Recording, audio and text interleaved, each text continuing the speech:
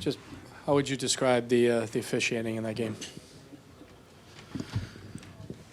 Well, I mean, why don't you just ask me what you want to ask me, Joe? We've been through this a lot.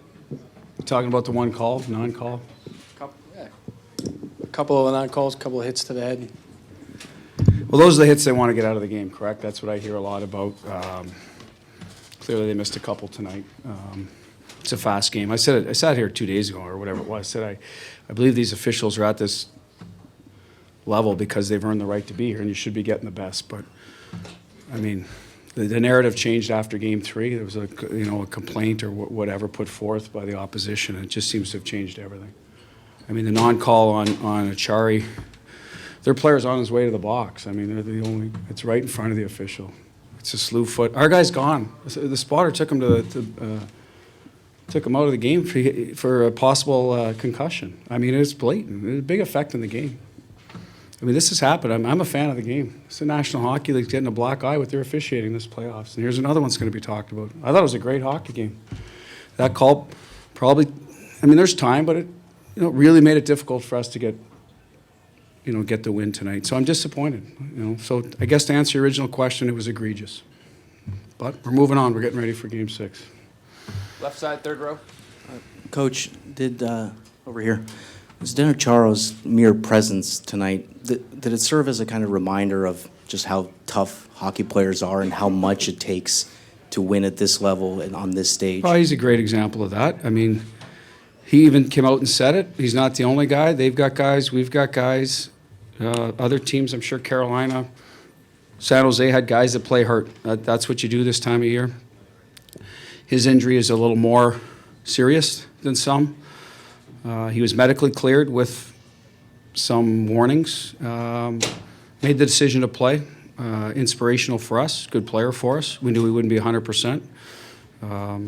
So we were happy to have him out there. But it just speaks a lot to his character and his will to play. Unfortunately, Grzelcyk was not cleared, or he would have played too. But it didn't happen, so we weren't able to use him. Back left, standing up. Bruce, to go back on Joe's question, what was the feeling on the bench in the moment? What was being said there? Was there anything from the referees? What was being said was he missed an effing call is what was being said on the bench for obvious reasons. But after that, we had to settle down and play. If you mean by me or the players or... Yeah, the whole... I mean, I think, we thought we got screwed, but you got to keep playing. We did. We scored the next goal, gave ourselves a chance to win. So we tried to rally around that about moving forward. There wasn't a whole lot of, you're in the moment, of course you're upset, but I think players, once they get back on the ice, they're not too concerned about that.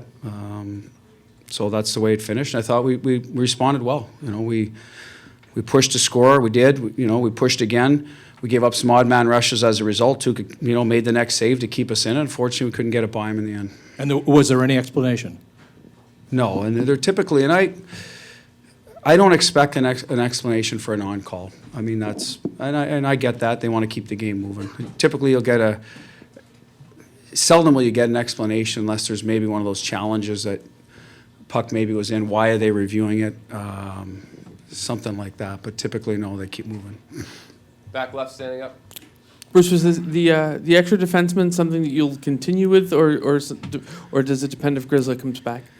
Listen, the reason we did that is we weren't sure on Z. How much was he going to be able to play? How would the injury affect him, his breathing, et cetera? So we covered ourselves. I'm not going to get into every detail, about all our injuries, but we felt that 7 was the best way to go to make sure that, we were covered in case, one of our defensemen wasn't able to continue throughout the game. Up front, 11, we lose David Backes' presence. He's a physical presence. We thought we could move some guys up with Kretsch, maybe use Pasternak a little more, Johansson. So we thought we'd be okay there. That was the thinking behind it. We'll do 2 more, front right. Bruce, just to follow up on that, how does the 7-11 format, because you guys don't do that a lot from what I understand, how did that impact the bench on the game for just the rotation of getting guys in and out? Well, up front, I thought we were fine. We didn't... I think one time we did it. We did get called for too many men as the forward group because we moved Johansson from right wing to left wing, and 2 guys jumped once because. But other than that, it didn't affect the forward group for the most part. Noel left for a while, so now you're down to 10. So that's even easier to sub one guy in and out. On the back end, I'll talk to Kevin about it, see how the rotation went. But for the most part, up front, I don't think it's that difficult. We've shortened our bench in the past. The players are used. We're not a typical 4-line team. We've juggled lines a lot, so guys are used to moving around. We don't call lines. We call 3 names anyway, so typically that works out for us. Bruce, when you see, the players see those calls that they're maybe getting away with in your head there, how hard is it not for them to do the same thing to the Blues? Thinking maybe, hey, I'll get away with it too. Yeah, they'll have to answer that. Clearly, you can get frustrated. They play a physical game. We expect to get hit. That's not, we're not sitting here saying we're not going to get hit, but there's some that I think are calls, and they haven't been made recently, and that's the only thing that will frustrate us. I'm sure we'll try to go. I thought we had some great hits tonight, clean. They may disagree. I thought it was a good, hard hockey game. We came to play. We were ready early. Couldn't score early on. Might have been a difference in the game if we were able to get one, get the lead. It's always easier to play in the lead, especially against a good defensive team like St. Louis. Didn't happen. So, like I said, I think our guys were more frustrated. We weren't able to, to get the lead more than worrying about, what was called and what wasn't, other than, like I said, the obvious one that it results in a goal. It's a little different animal.